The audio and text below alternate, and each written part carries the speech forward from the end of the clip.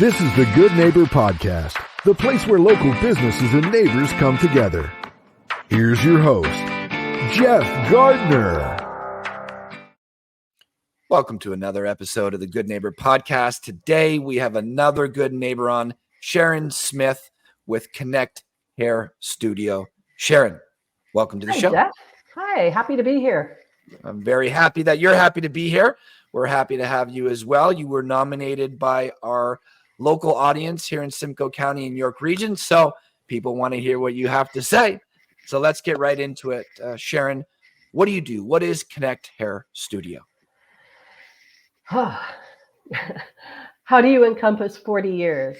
I am a hairstylist. I had a mentor once, a fellow that I watched perform on a stage, and he was sharing great insights to hairstylists. And he said that he worked with people who would say they were a hairstylist and they held their head down low, and it was always thought of as when you can't do anything with a grade 9, 10 education, you would become a hairstylist. And he said, I'm here to tell you that you cosmetically and psychologically transform people's images and destinies on a daily. And that stuck with me over the years as my little carrot, thinking I want to make a difference in people's lives. Yeah. So what a line. And it's true. Even though I know nothing about running a business, I certainly like to get my hair cut. My guy who takes care of my beard and my hair, it changes my demeanor. It changes the way I feel. If we can look the way we want, it changes the way we feel about ourselves, the way we view ourselves, which means if I'm feeling better, I'm going to treat you differently. I'm going to treat him or her differently. But when it comes to, I have to go to school and then 5 years more of school to become a doctor, we put a certain level of importance on it. And then for a plumber, maybe less importance on it, simply because of the amount of school. There's no question they both can impact lives incredibly.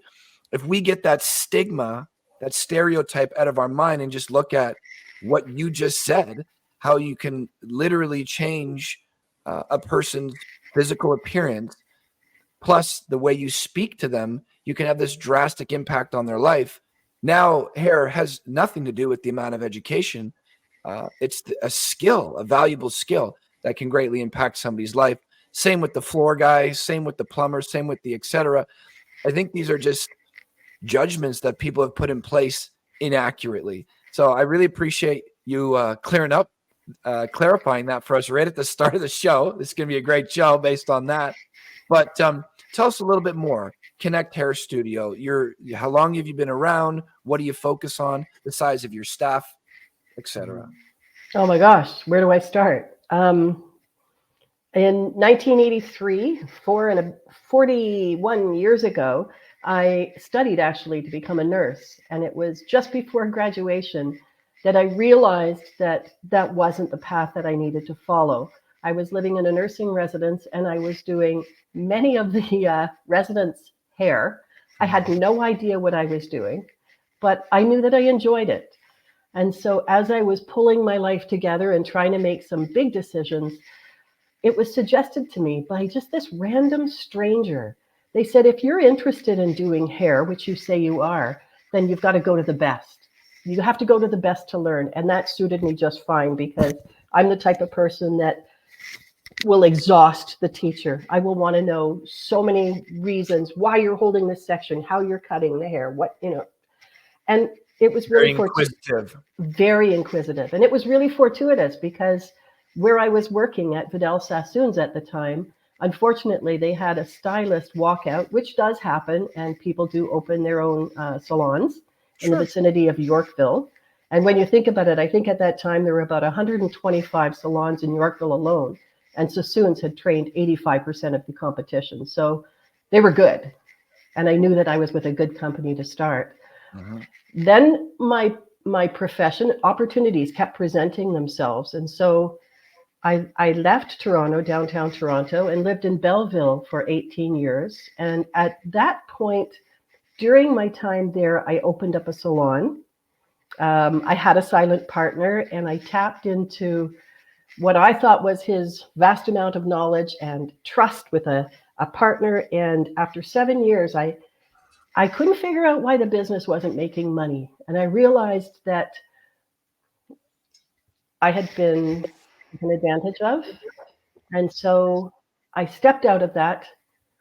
My business went bankrupt. I left my husband. I took my 8-month-old child and I restarted my life as a single mom and said, I will never, ever own a salon again. Broke that commitment. We ended up moving to Barrie to be closer to family. And again, on this fortuitous journey where things just seemed to align organically for me, an opportunity came along. And I said, well, if I were to ever take over this salon, which was a very big, reputable salon here in Barrie, it was a salon spa, huge, over 6,000 square feet. I knew that I didn't want to be in the aesthetic portion of it, but I was happy to take on the hair side of it. But this time around, I wanted to know more about the business because I felt like I had failed the first time and I needed to learn more. And I'm not afraid to say that I am just on a continuous journey to learn more. Excuse me. So I crossed paths with Patricia Dent of Grow Vantage and was fortunate enough to take a program that she had offered into learning everything behind a business, how to run a business to become successful. And so everything was aligning the way that it needed to align. So then I said to my husband, I'm ready. I want to open up another salon. And this time failure is not an option. And they were some pretty big words to say. I mean, we were a family. I have 2 young daughters. And he said, okay, Sharon, what is it that you think you do that perhaps defines who you are? And maybe somebody else isn't doing that. And I said, well, I believe it's my ability after all this time to connect with people. And he said, well, there you go. And being the teacher that he is, I hate it when he teaches me, said, I think you've got it. And the idea is that connect is a verb. It's to do, it's to connect, it's to join. And so that really resonated with me, not only connecting with my client and connecting with my salon and my staff, but the big portion which started to present itself was connecting with the community. And so I just celebrated my 10-year anniversary at Connect Hair Studio. Yay. That's a big deal. You are now part of like the top 90th percentile of small businesses. Most of them never make it to 10 years. So congratulations. You know, thank you. I got really teary. John Broussard and several other dignitaries came by and we did an official ribbon cutting to celebrate my 10 years. And when John stood up, he said, you know, a lot of businesses don't make it past 5 years. And all of a sudden I got really teary-eyed. He said, you know, what is it that you're thankful for? And I said, well, I wake up every day and I'm grateful. I'm really grateful because I am blessed with the most amazing staff, this team of salon professionals that would just blow your mind. Most of them are master stylists or senior stylists and have been with me for 7, 8 years. We know each other well. Mm-hmm. It's a working family. It's a work in process because, as you can well imagine, with a staff of 10, we are 10 strong. And every artist has their own different perspective as to how things should be placed, done. But we work through it all. Work through it all. And so I wake up every day feeling really grateful and blessed. And that's pretty cool.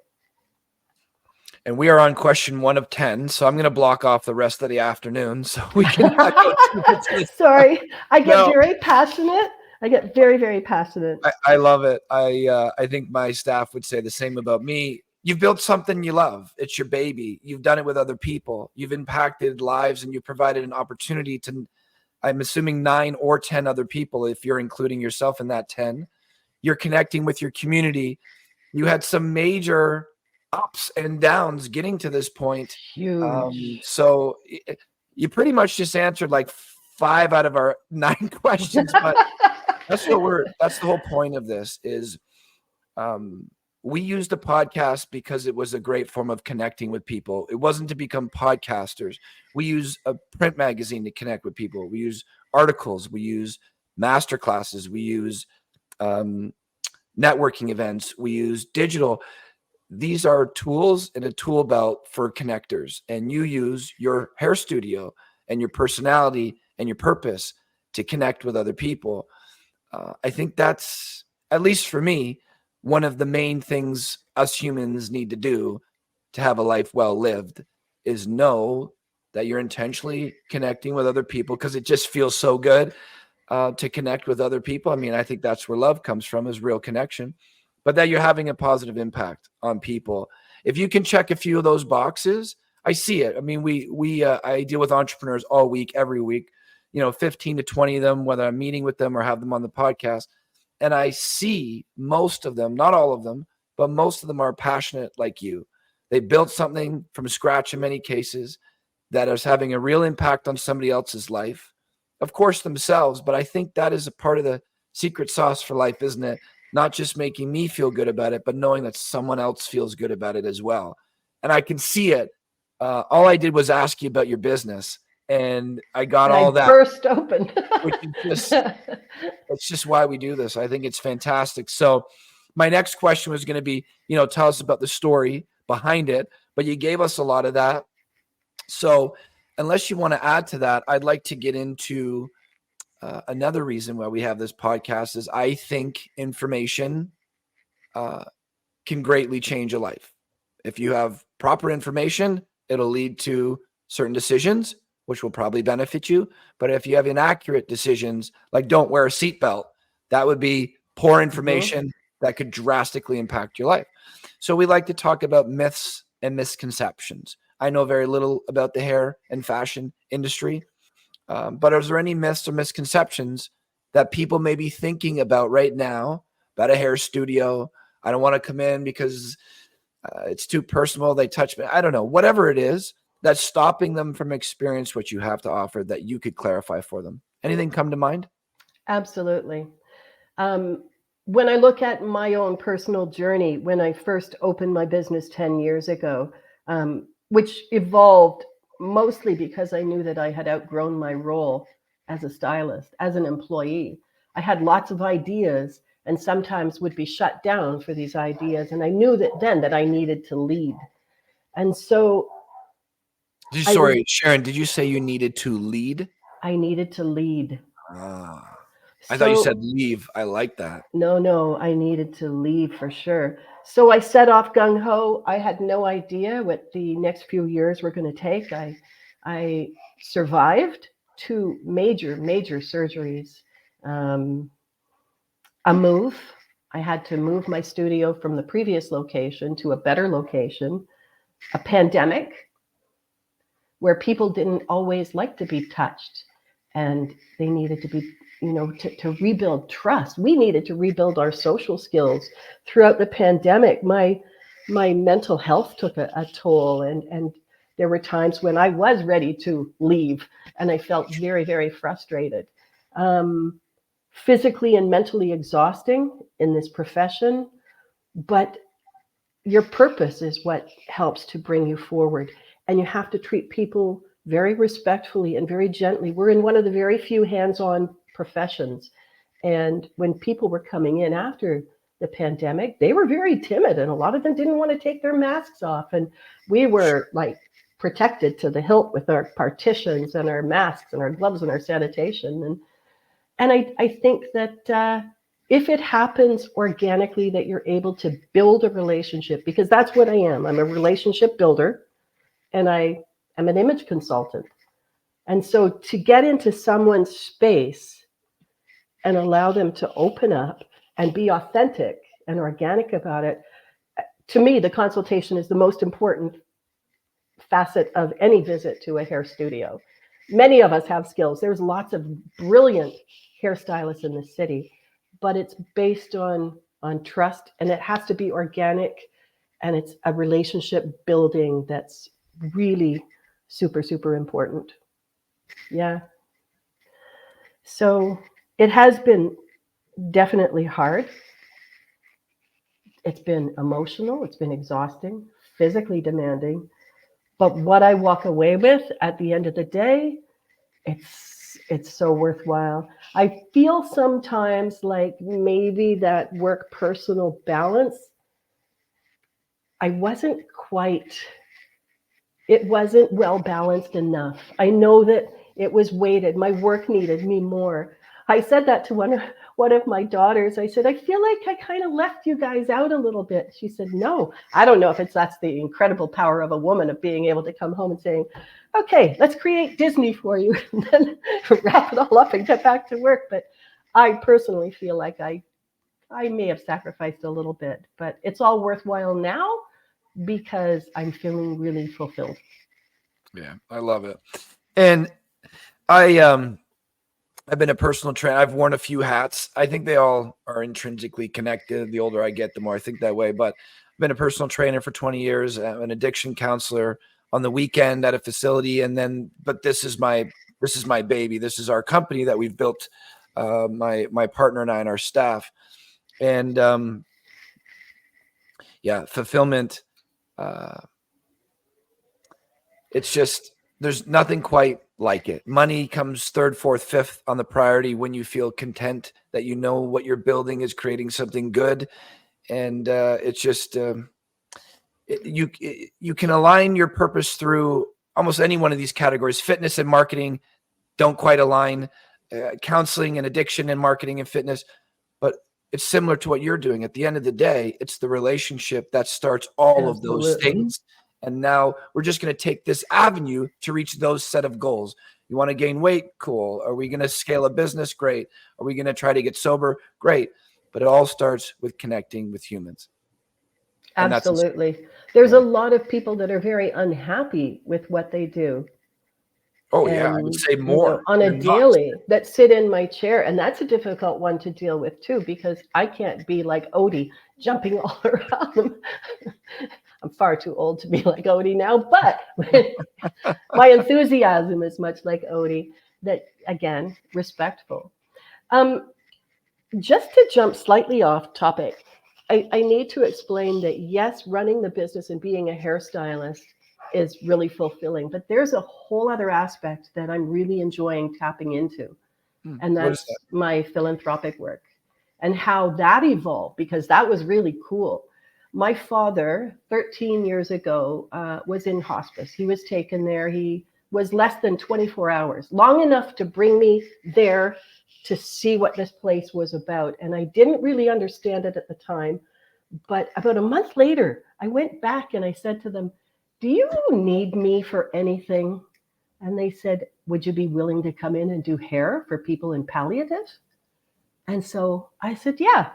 So I went off and I did a few people's hair, and I realized that in those last beautiful moments of life, they were so grateful to just be touched, to think about something other than their pending doom, and to feel groomed and to feel good. And I thought that was kind of cool. And it wasn't soon, but maybe 3-4 years later, that the director of the Busby Center came in to get her haircut, and she was sitting in my chair. And she said, do you ever consider helping out with the community? So I've been cutting hair for the homeless now for 5 years, and I've been cutting hair at hospice and helping in several different charities and fundraisers. And so that part of my heart is very, very special to me too. And as I'm getting older and should be possibly considering an exit strategy at some point in the time soon, it's great because I was blessed. This angel fell from the sky, and this stylist that I used to work with came to me and said, Sharon, I'd love to come and work with you. And I said, are you interested in doing any staff management? Because that would be really helpful. And she said, oh, I'd love to. And so everything seems to be aligning. And she said, Sharon, now you can do more of what moves your heart, what fills your heart. And so I'm very, very grateful that some of that load has been lifted off of my back, and I can continue doing work for the community, again, connecting, which is kind of cool. Oh, yeah, I think that's great. And kudos to you for doing that. Giving back when we don't have much, when you got some, when you got a lot, when you got a ton. I don't think it should matter how much we have or don't have. It always feels good to give back. And I think sometimes, depending on the chapter of our life that we're in, some of those chapters, we're almost forced to focus on ourselves entirely because maybe we don't have the money and we're going through school. We don't know what to do and we're young at this point. And so much of it is self-absorbed. And I don't think we should feel bad about being self-absorbed. I like to call it this. I need to develop myself enough so that I stop thinking about myself. And now I freed up some space to think about other people. So I love that throughout this journey, connection has been the underlining theme. And you're providing that space for opportunity within your work, but now the philanthropic causes in your local community. It's just great. But let's backpedal a little bit so the audience can know a little bit more about the services. So is it men only, or sorry, is it women only? Is it men and women, children? What goes on at Connect Hair Studio for the person who's never been in a hair studio before? Paint a picture for us. Well, it's men and women. It's unisex. I have two barbers. One is trained internationally, and the other is a local barber of 10 years. I have an award-winning stylist who's also a master stylist. There's basically not many services that we don't do. We primarily color, highlight, perm, style, cut. And the beautiful thing is that everybody has their forte. And so my receptionist is just brilliant. And as she interviews people as they're phoning to find out which person would align best to them. And knowing that from the beginning with our apprentices, we hire kind and teach skill. And so we know that these people are open and receptive and they want to learn. And so our receptionist is able to fit the right person in with the right stylist. And it works. It works. Again, she's a great connector. There's that word again. Oh, yeah, and it's right in your name. So did you say you hire based on kindness and then teach skill? Absolutely. With apprentices, for sure. Yeah. We call it you hire for attitude and you train for aptitude. And it really is. That's what the show is about. That's what our clients are about, because it's all about community. It's my partner and I, good person first, good business second. Yep. You may have the best business, but if this person is a jerk or they don't care about their community or they're taking that money and running, everything in this local community, especially for us, is about reputation. So that can hinder us as well. But the worst part, I just feel bad because now I'm putting money over people. And I've done that in my past. When I was in my 20s, we had an business. It was very profitable. It did not feel good. And I needed to learn that lesson, to learn how important it was to feel good about my impact on other people. The cool thing is it also turns out to be a very good business strategy. The line that keeps present in my mind is you can have whatever you want in life as long as you help enough other people get what they want in their life. So it forces you to tap into that selflessness and connect. And that's it. And not everybody is right to be in your tribe, right? We all have different things that fulfill us. And I've gone through lots and lots of staff that through my journey of learning how to be a better boss, I realized, you know what, you really don't align with how we're moving and what our brand is and how we want to move forward with momentum.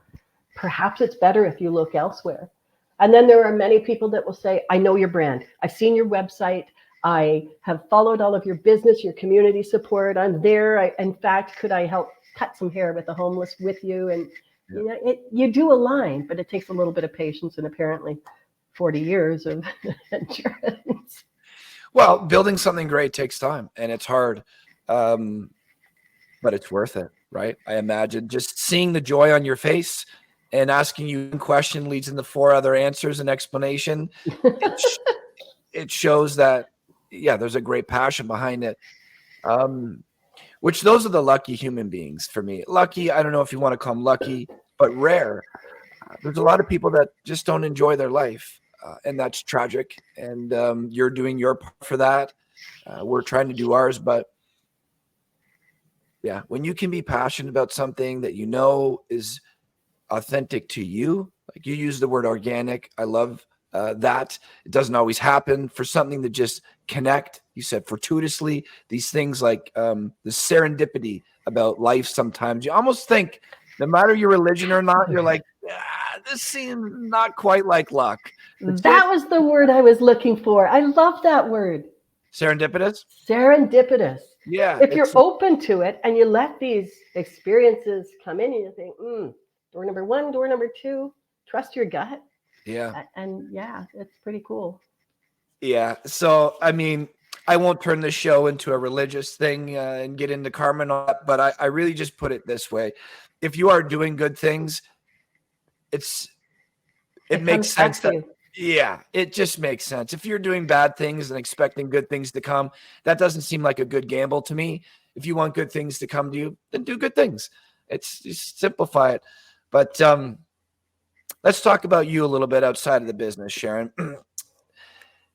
We like to ask 2 main questions. First, quickly, if you can, because the second one I know is going to take a little bit more time.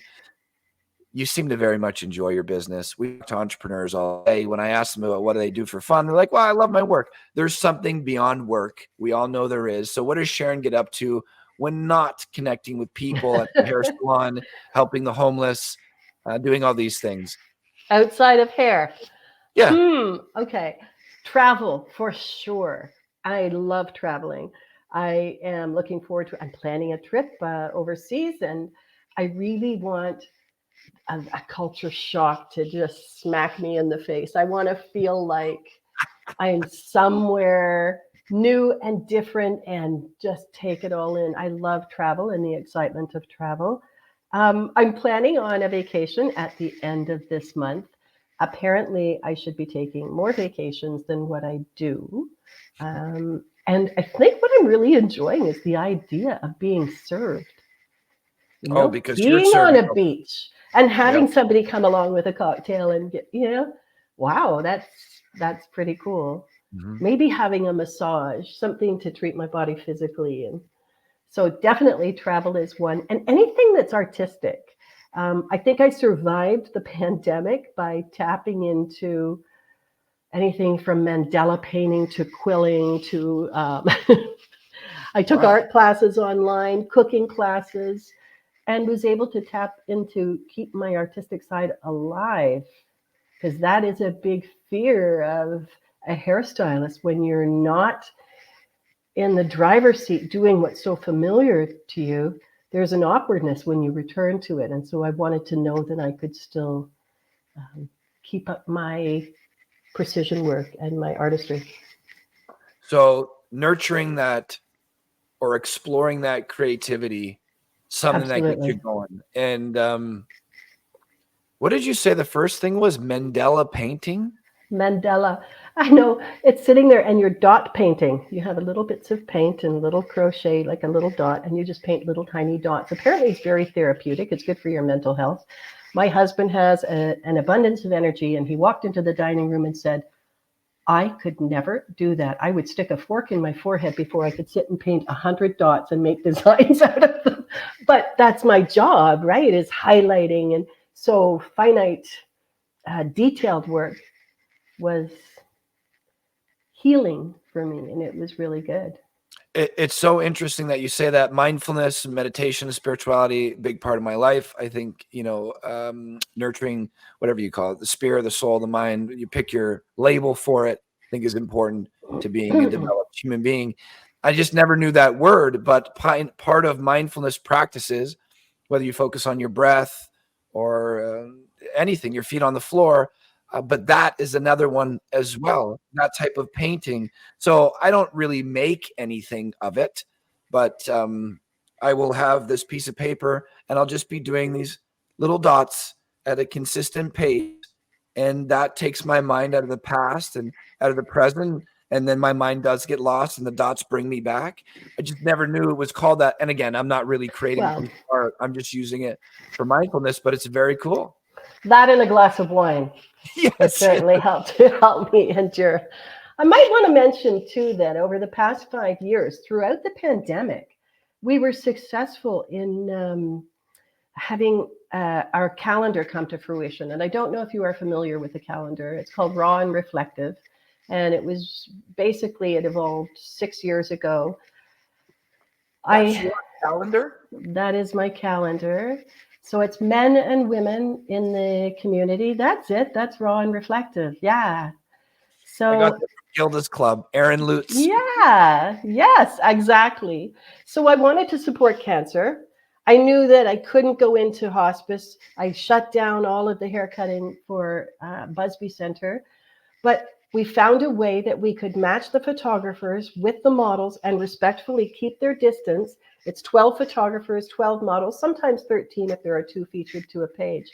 And they would have an opportunity to tell their stories. And beside it would be a very powerful black and white image.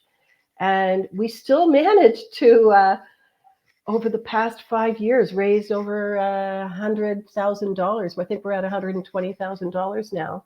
So each calendar would have a theme. And the first one was time. Second one was courage, because that's when the pandemic hit. And I couldn't imagine these people that were immune compromised with cancer, and everybody's all, freaked out about this pandemic, but these people live a life every day where their lives are threatened by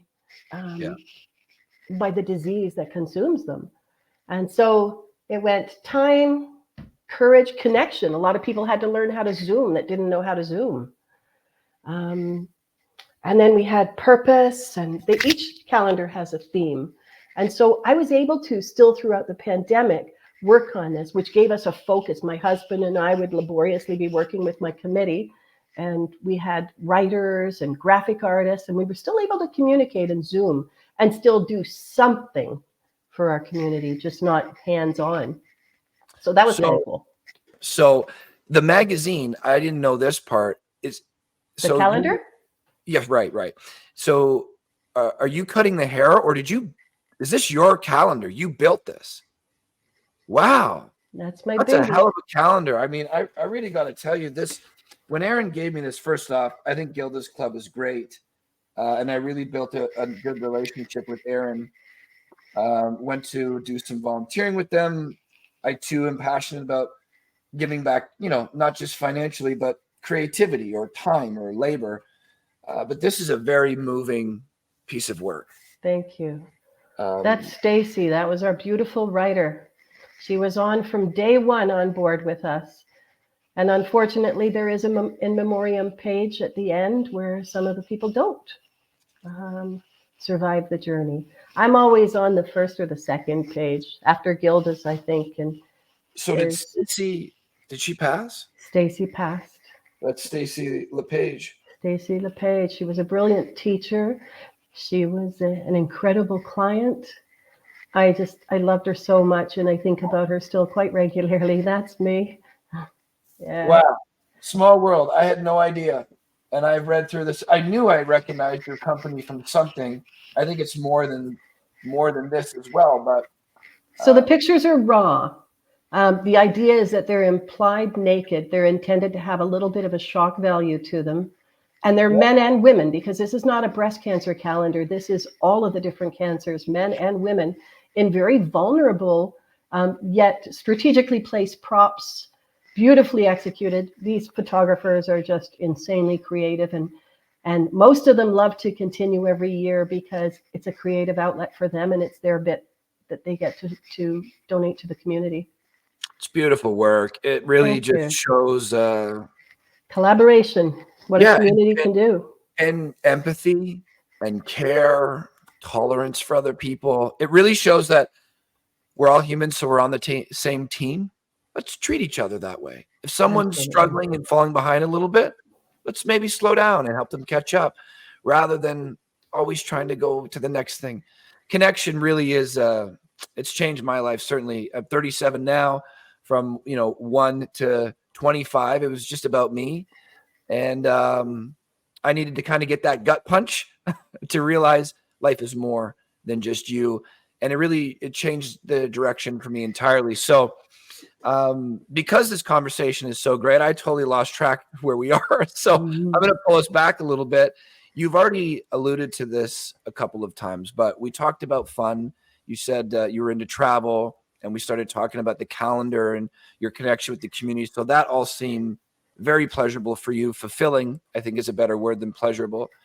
But we really like to highlight the hardships of humans' lives. I have all my rules for life inked on my skin here. That's cool. So I make sure I know who I want to be. And now the goal is to just try to be that. But one of the things is my number 4. First are about the fragility of life, reminding myself that my time is limited and not guaranteed. But then number 4, it reminds me to do hard things. And hard typically feels uncomfortable. And we like to be comfortable more often than not. So some of us don't like to do hard things. And I think some of us also like to push down or to not share our trials and tribulations with others, like that calendar. That's a sharing of, these are some of the hard things I went through, and I'm not ashamed of them. And that's why we talk about them on the show, is because I think embarrassment or fear of judgment or rejection or ridicule comes when I've failed something. I think society as a whole sometimes thinks that way. And so we don't share our challenges. If somebody had addiction, stuff that down. If somebody struggled with their sexuality or they failed a business or something, no, hide all that stuff because somebody could judge me for it. I say the opposite. Say, shine a light on that. I agree. Without those things, you wouldn't have been challenged to become more skillful and more valuable to be who you are today. You take all the challenges away from our life, personally for me, and I would be a useless human being because I would not know what I'm capable of, still figuring that out. But I figure that out through challenges, through hardships. The pandemic made a lot of us better. It certainly took some of us back, but I think we will all say that we've grown from the pandemic, whether you say that 6 months after or 10 years after. So you've alluded to some already, Sharon, but we like to ask the guests on their show, are there any trials and tribulations, hardships that you're comfortable with sharing that probably felt pretty shitty in the moment, but when you look back on it in hindsight, you say there's no way I would remove that ingredient from who I am because I wouldn't enjoy my life the way I do now if I did? Absolutely. And I'm still a process. I'm still learning like crazy. The failure of my first business, I could have been ashamed. I could have wallowed in it. Instead, I thought, no, I'm going to continue what I'm doing. I'm just not going to own a salon until I am ready for it. Mm-hmm. Was it embarrassing at the time? I think so. But because I shared so much so openly with my clients and said, this was out of my control. I was far too young, still too unripe to run a business. That was a big learning curve for me. After being open for 1 month, when I finally did open up my second studio, and I'm off with this septic state with this huge abdominal surgery from a ruptured appendix, and I'm off work for a month. And I'm totally relying on the manager that I had in place, which could have been an exciting time. That was a huge kick. Moving. There are so many times that I've been so terrified and come home and had sleepless nights and said to my husband, what am I doing? How could I even be thinking of continuing? But then he would say, Sharon, I believe in you. And he's my biggest supporter. He's like, Sharon, this is you.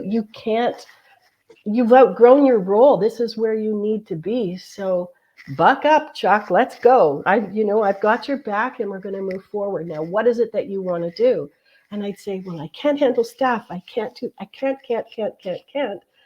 And then these moments where you get recognition and you get awards for unexpected rewards and all these accolades, it's like, I guess I did make a difference, but it wasn't my reason for doing what I do. I think I was at hospice for 12 years before I even told anybody what I was doing. Right. But you have to kind of believe in the process, and it hurt. It hurt like hell. It was not easy. There were many times that I said, okay, let's just fold this up. I'm done. Mm-hmm. And hung in there. Yeah, First, it's not easy. I'm a process for sure. I'm still learning like crazy.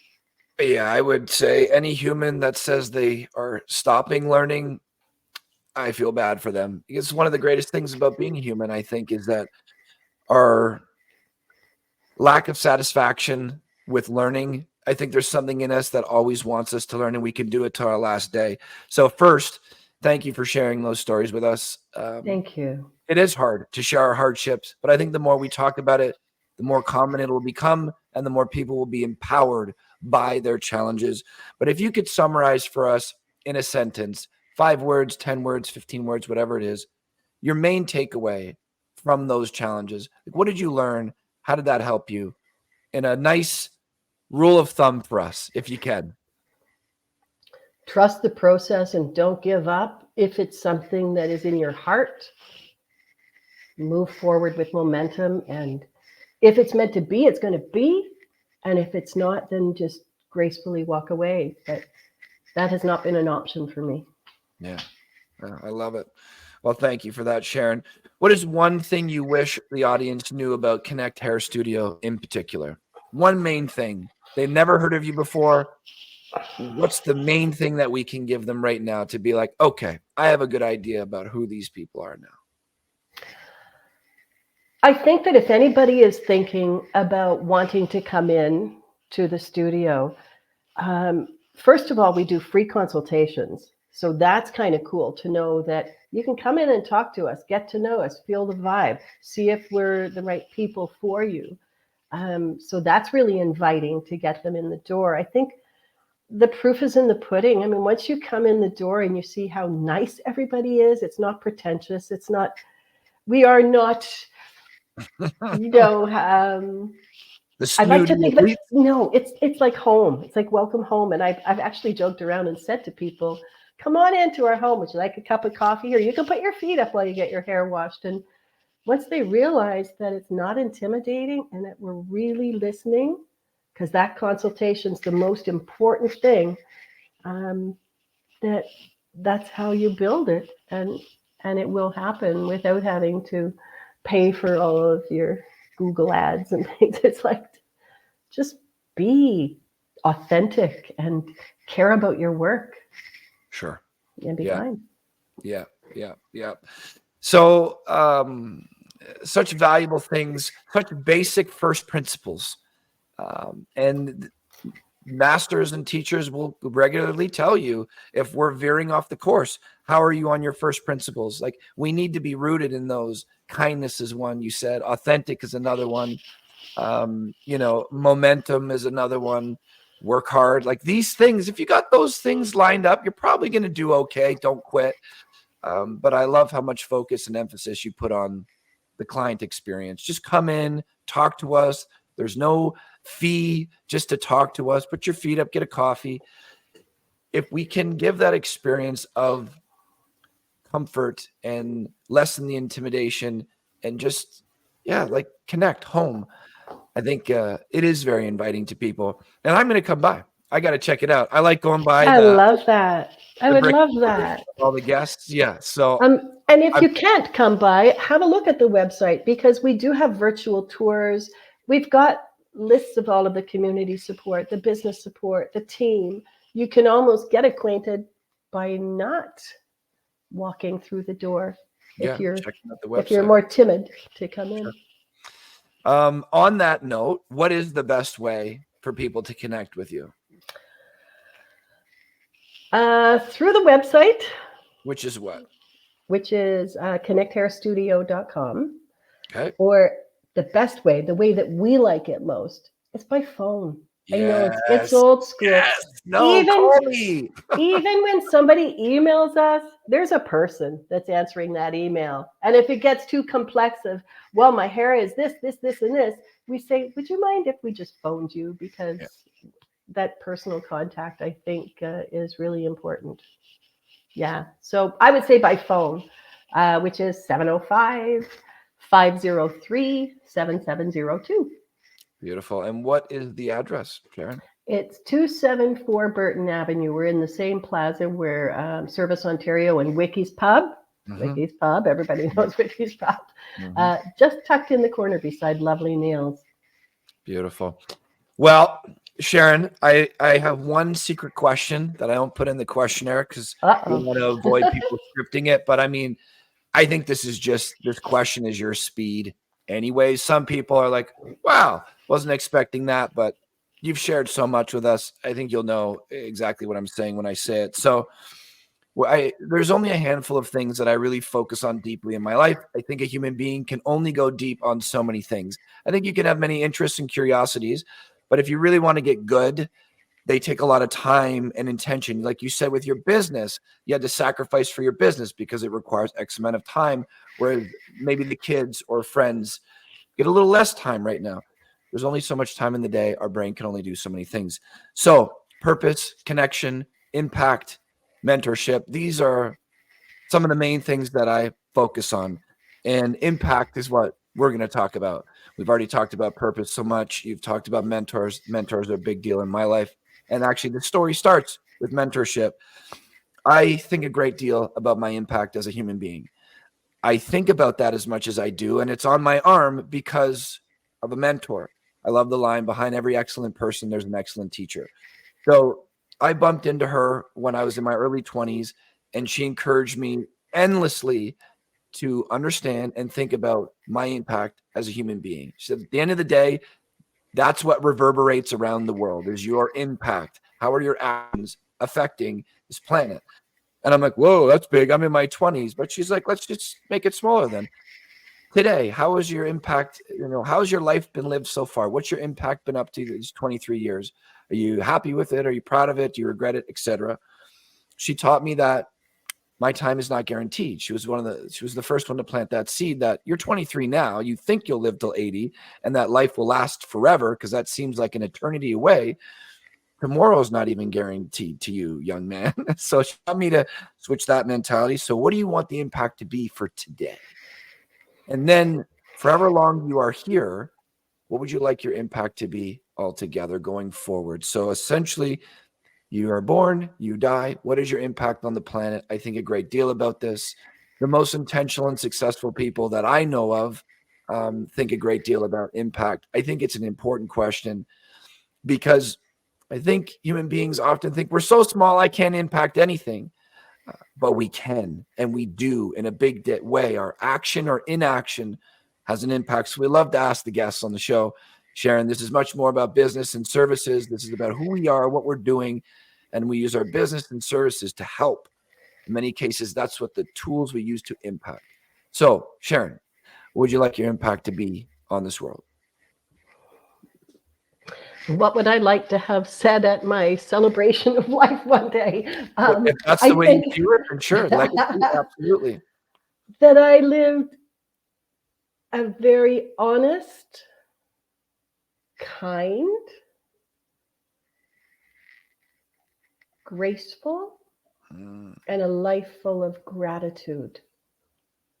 And I think when you, as a parent, see your children doing things, not because you ask them, but because that's who they are, then I think that's how I view my success is seeing all the little bits of Sharon that come through in Kendra and Olivia.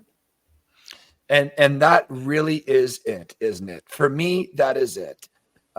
If you can be a leader through your actions, your words and your actions, to the point where you can influence other people, and now they are taking those same actions and communication, and now you, like you said, little bits of you, I love that example, are spreading everywhere.